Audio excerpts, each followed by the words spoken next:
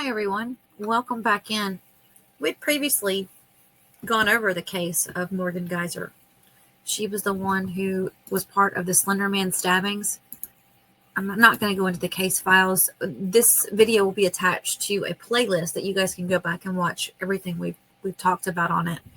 It happened actually in Waukesha, where many of us are familiar with because of the Waukesha parade attack. I thought this whole thing was over with. She was the last one that was left in prison. They let her out. There was a long hearing about whether or not they should let her out. Was it safe for her to be out, for herself and for others? And there was one guy that came up that she had been corresponding with, and they said, no. She's not corresponding with him anymore. She knows better. So let me just read this article to you guys from NBC News. It says, the day after Morgan Geyser cut off her ankle monitor and fled her group home, Illinois police unknowingly found her crouched against a wall at a truck stop just 2 hours away. This is dated the 29th. Did they mean Saturday night? Here, let me play this for you guys. Let's see. Oh, we got to play this. Hang on. Tonight, the urgent search in Madison, Wisconsin for a 23-year-old woman on the run. Morgan Geyser, an attacker behind the 2014 Slender Man stabbing. Madison police say Geyser cut off her ankle monitor and escaped a group home Saturday night, last seen around 8 o'clock with an adult acquaintance. Authorities urging the public to alert them if they see her, sharing this recent image caught on security footage last month. Geyser's lawyer urging her to turn herself in tonight. Do not continue to remain on the run like this. It is not in your best interest. In 2014, Geyser and a friend lured 12-year-old Payton Leutner into the woods near Waukesha and stabbed her at least 19 times, nearly killing her, hoping in their minds to please the fictional character known as Slender Man. Geyser recounting the attack years ago. I stabbed her with the knife. And what part of her body did you stab her? Everywhere. Do you know how many times you did it? 19. Prosecutors said the girls plotted the stabbing for months and hoped to live with Slender Man in the woods.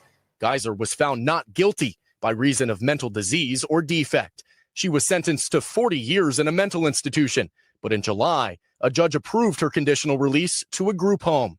Now, police are investigating, as they say they don't know where she is tonight. Ryan Chandler, NBC News. Okay, well, that catches us up.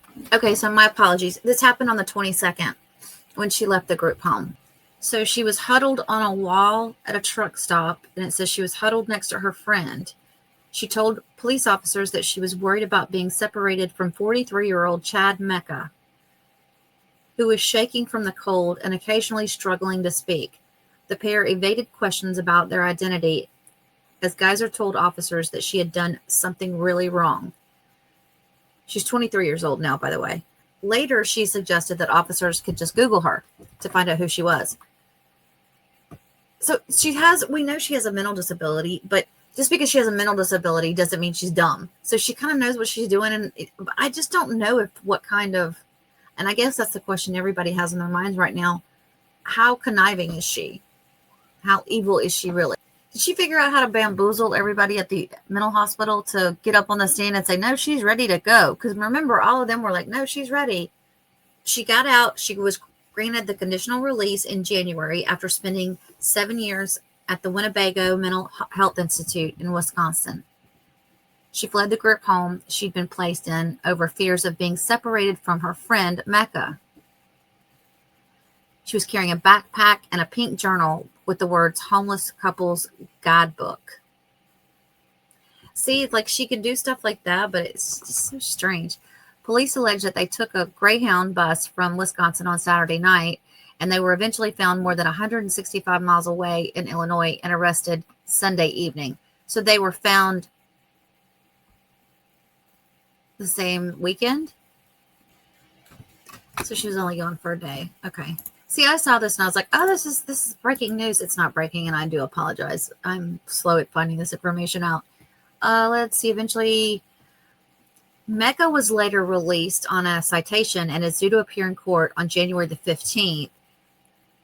They were unable to reach him, and it's unclear whether he has retained an attorney. So I wonder what this guy's mental ability is. I think he's probably got some mental issues too, but To what extent? And how are they acting as adults? Is it a sexual thing where he's trying to get her away from everybody? Or is it, I say her, it's her, him, whatever she goes by now.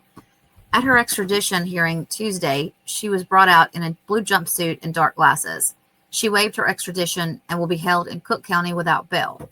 It says Wisconsin has a month to take her back to the state, and Waukesha County District Attorney Leslie Basie told reporters Monday that the state would have to decide whether to file a petition to revoke her conditional release. Leslie said a move they would support. Anyway, that was just a quick update. I don't know if you guys had heard about it or not with the holidays, everything going on. I have updates that are sent to me and I just haven't been checking them like normal. So I had missed out on this one. But that guy's, he's 43 years old. She's 23. I want to see what he looks like. Let me see if I can find a picture of him.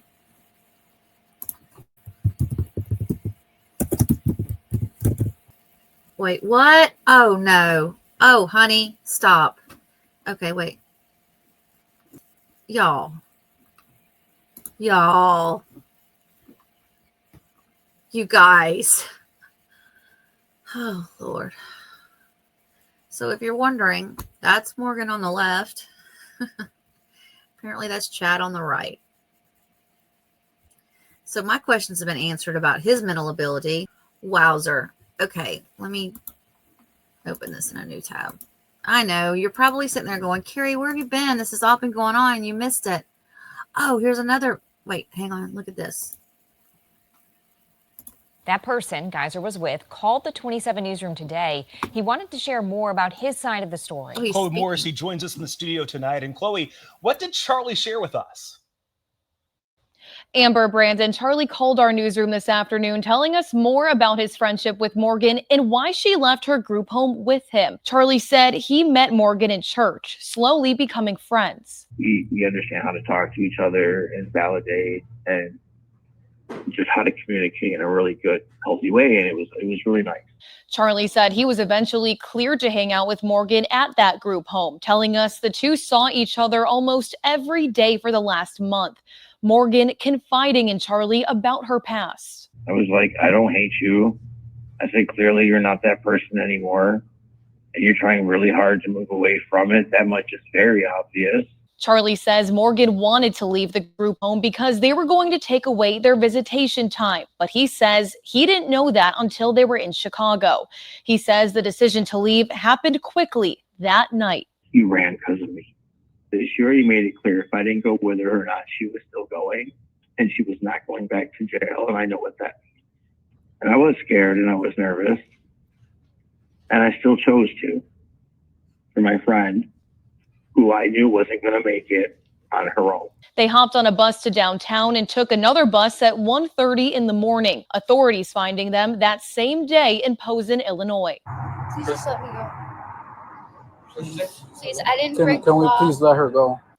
Morgan and Charlie both gave police fake names when being questioned until finally coming forward. The body camera video showed Morgan saying Charlie had nothing to do with it and that she did something really bad in her past and officers should Google her.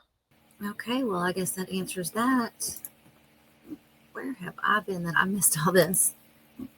Oh, I thought we would be hee-heeing and kikiing on that one. Okay, do I think she's harmful to others? Do you guys think she's harmful to others? I don't know. I don't think she would know. I think she could still get involved in something to where she could harm someone else. In this particular case, it seems like she just wants to be with her friend. And I don't know, just from what I'm looking at, it doesn't look like there's any kind of sexual thing going on. It's just they're truly friends. Kind of makes you wonder though, huh? Look at that. Oh, Lord.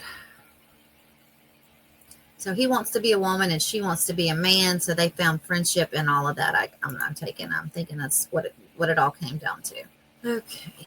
Well, there we are. Thanks for stopping in for this really quick update, you guys. As strange as it was. And I don't know. I think they're going to revoke. Yeah. Maybe the true ending is they're going to end up revoking and sending her back to the mental hospital. Does she need to go back to the mental hospital? Probably.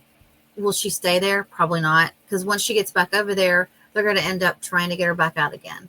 But I think she has written herself a ticket back into the mental hospital for some time now, until her attorneys can work to get her out. We'll see what happens. Again, I got an alert. I'm not very good at following it, but I will let you guys know if I hear anything. Thanks for tuning in, everybody. I'll talk to you soon. Thanks for watching, everyone. If you enjoyed this video, please do not forget to like and subscribe on your way out, and feel free to leave a comment. Have a blessed day.